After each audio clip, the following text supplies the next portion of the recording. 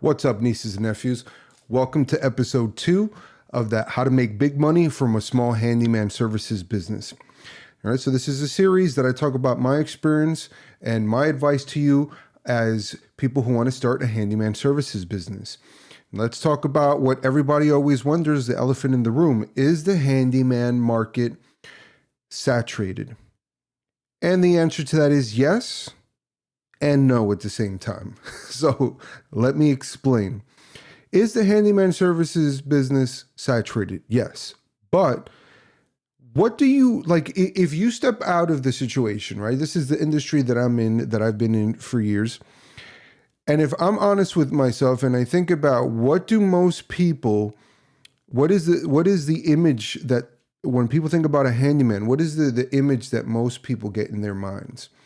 That is the image of somebody who is probably not high school graduate, probably doesn't know how to communicate very well, is on the rougher side, right, of how they communicate and how they act, probably a know-it-all. They have a drill and a hammer. They show up sometimes. They do the work sometimes.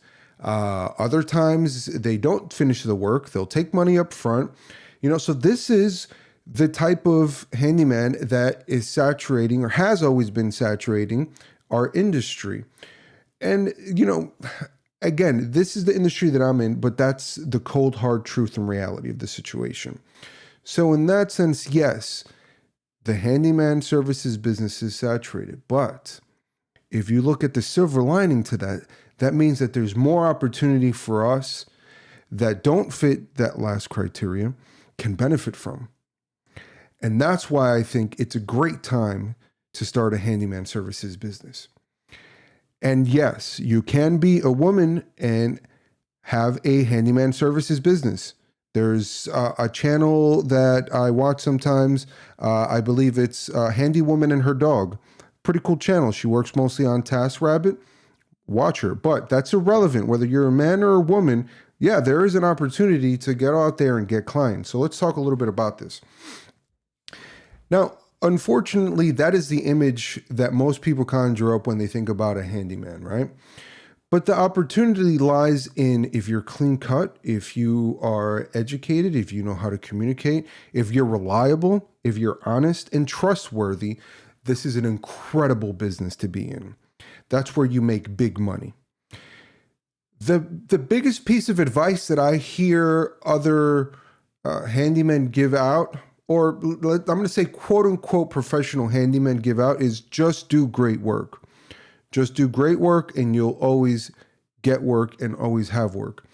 Sure, you'll always have work, but that doesn't make you stand out, right? What I mean by that is once you start to dive in a little bit deeper as far as the business of having a handyman services business, or any business for that matter, is doing the job properly, doing a good job is the bare minimum. Like if you go to a restaurant and you're going to eat their food, the minimum is that you expect is that the food is going to be good, right? Sure. Now, some restaurants are higher quality than others, but that's not the point.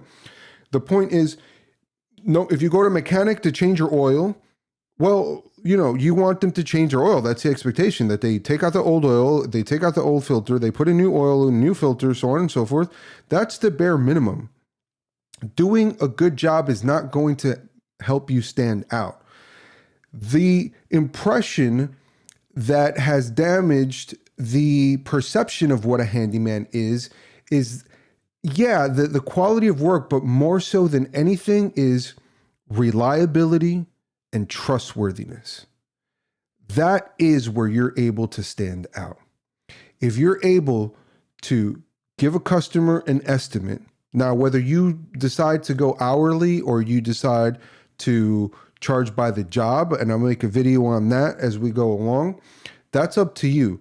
But get there when you said you're going to get there, finish when you said you're going to finish, or if you're going to have a delay, set an expectation for that early. Be trustworthy, meaning, listen, I get customers sometimes, new customers, where, I'm in there. I don't really do, multiple day projects that much anymore. But even when I do, and if I just met the customer, they'll, after the second day, they're like, oh, look, I'm going back to work, right? Here's the code to the garage. They trust me in their house. They trust me around their family. They trust me in their personal space. They trust that I'm going to get there on time. They trust that nothing's going to be missing. They trust that I'm going to do the job that I told them they're going to do for the amount that I told them that I'm going to do it, and in the duration that I told them that I'm going to do it. Those are the things that make you stand out more than anything else. Once you're able to fulfill those things, that's when you're a cut above the rest. Quality of work is the baseline. The quality of work, the example that I like to give is, if you grew up playing basketball and your dribbling skills are crazy, and then you think, you're hot shit, that's all cool and all. But once you get to the NBA, that dribbling skills might have impressed everybody on the block. But once you get to the NBA, dude, everybody could dribble. What else do you got? You know what I'm saying? Quality of work is the bare minimum. Set the expectation from the beginning. Be honest with the customer. If something is going to be, a day, 2 days, 3 hours, 4 hours, whatever the case is, if you're worried that you may get into a snag, then build a little bit of buffer time. If you're going to run longer, you already started the job, you're going to run longer, let them know ahead of time. Hey, listen, I got a bit of a setback here. I wasn't expecting this, that, and the other, but I have a solution for it. Always present a solution, not just tell them a problem. And let them know, and they'll appreciate that communication. Pick up the phone when they call you. Return a text message when they text you. Those things are huge. That kind of communication is huge.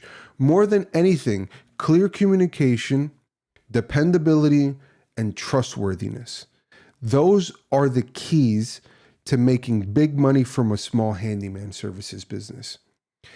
And going back to my point, because the typical handyman doesn't fit all those three criteria, that opens the door for us to be able to be valued. The goal in my business is to kind of be in the way that a doctor or a lawyer or an accountant is in people's lives.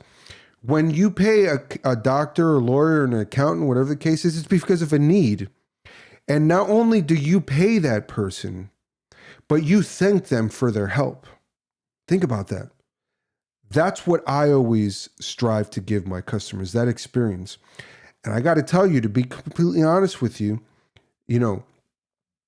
I get paid and customers thank me. They're so thankful that I'm the one that went out there to help them out, that I got there on time, that I always get there on time, that I always answer the phone. If something goes wrong, they call me and I go back out there to fix it. You have no idea that bare minimum is something that most typical handymen just don't do. They'll go out there for the quick buck, and then if something goes wrong, they'll blame the customer, they'll get upset, and they won't pick up calls anymore, and they won't go fix it. That is where our opportunity is, because not only will they value us more, but they're also willing to pay more for that from us. Stay tuned on the next one, guys. I hope this was helpful. Tell me, is your experience different? What are your thoughts? Let me know. If you think the handyman services business is saturated or not, let's talk about it. All right, guys, I'll see you on the next one.